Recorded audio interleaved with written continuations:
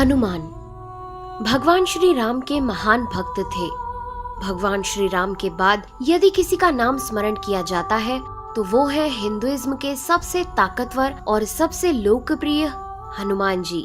इनकी बहादुरी और शौर्य की कहानी तो हर किसी ने सुनी होगी। इनके किस्से हमने रामायण और महाभारत में भी सुने हैं। हनुमान जी के बिना रामायण पूरी नहीं हो सकती।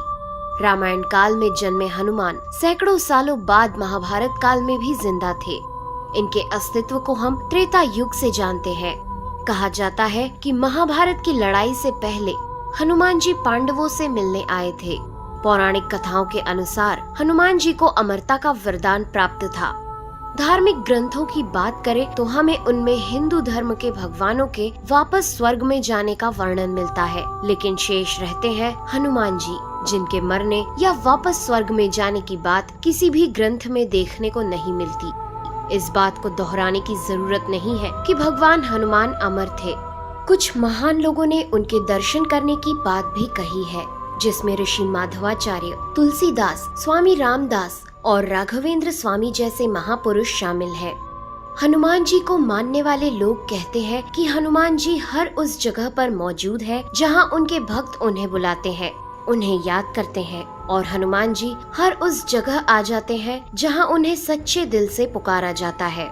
वहीं दुनिया भर में कई ऐसी जगहें हैं जहां ऐसे पैरों के निशान बने हुए हैं जिन्हें देखकर पता चलता है कि कोई ऐसा जीव मौजूद है जो आकार में बेहद विशाल है। दुनिया भर के कई अलग अलग देशों में इस तरह के विशालकाय पैरों के निशान काफी संख्या में पाए गए हैं और वैज्ञानिकों का ये दावा है कि ये निशान किसी ऐसे जीव के हैं जिसका शरीर काफी विशाल रहा होगा।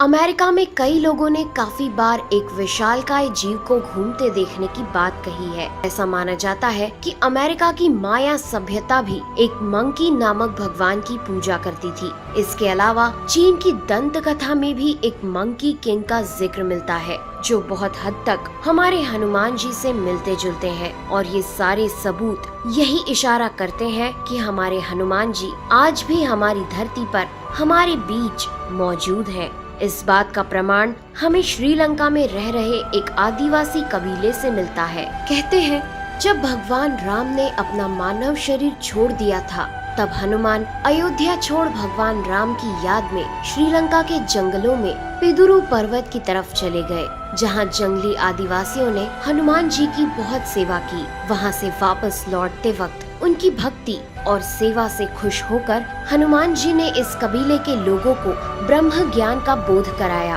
और उन्हें ये वचन दिया कि वे हर 41 साल बाद उनके कबीले के साथ रहने आएंगे और उनकी पीढ़ी को आत्म ज्ञान देंगे। साथ ही हनुमान जी ने उन्हें एक मंत्र भी दिया, काल तंतु कारे चरंती एनर मरिष्णु निर्मुक्तेर कालित्वम अमरिष्णु।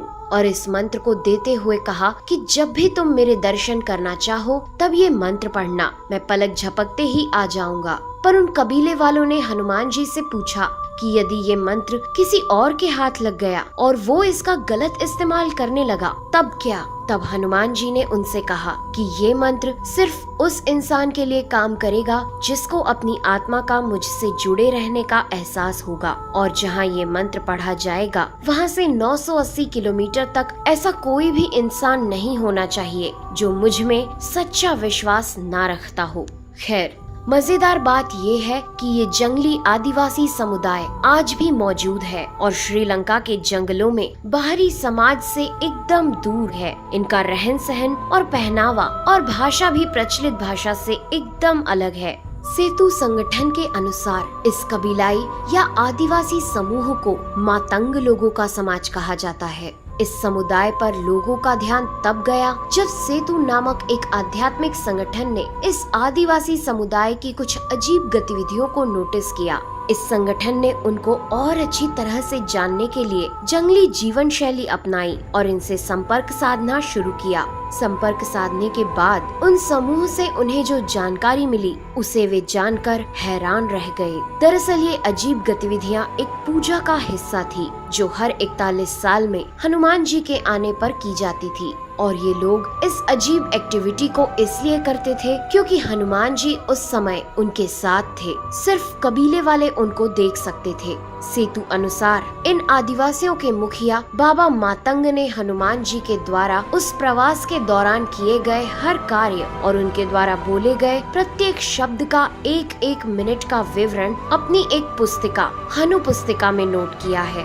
हनु पुस्तिका के अनुसार हनुमान जी 27 मई 2014 में कबीले वालों को आत्मज्ञान देकर वहां से चले गए और इसके बाद अब वे 41 साल बाद यानी कि 2055 में आएंगे। ये पुस्तिका अब सेतु एशिया नाम के एक धार्मिक संगठन के पास है और वो लोग इस पुस्तक को पिदुरु पर्वत की तलहटी में स्थित अपने आश्रम में समझकर इसका आधुनिक भाषाओं में अनुवाद करने में जुटे हुए हैं ताकि हनुमान जी के चिरंजीवी होने के रहस्य को जाना जा सके। लेकिन इन आदिवासियों की भाषा पेचीदा और हनुमान जी की लीलाएं उससे भी पेचीदा होने के कारण इस पुस्तिका को समझने में काफी समय लग रहा है। दोस्तों, आज के एपिसोड में बस इतना ही।